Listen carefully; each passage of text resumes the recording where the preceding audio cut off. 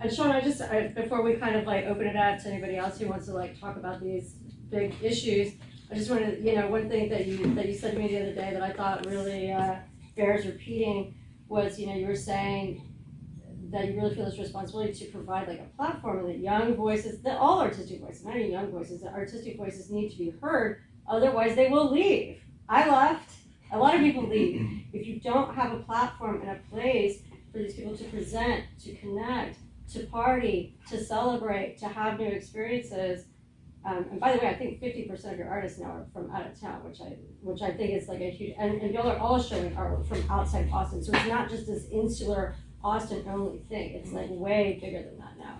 But that if we don't provide a platform for artists and makers, that they will leave, and then Austin will kind of become this like empty cultural shell, and that's I think what we're all trying to avoid, and what you guys specifically are trying to like build so that won't happen.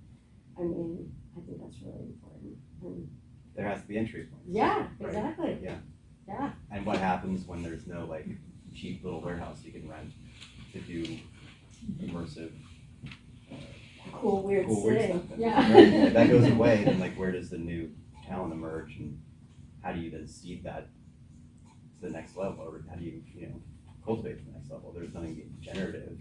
Yeah, if there's nothing to replace it. That's my fear, is that like if this continues and there's no sort of plan to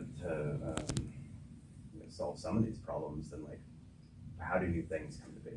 Right. Like you'll have this regurgitation of the same things over and over again. Yeah, exactly. And if we're going to be a city that produces work and produces artists, then there has to be places for those things to sort of crop up from. Yeah, otherwise it's just like a public relations talking point, but where there's nothing real, it's just selling Austin.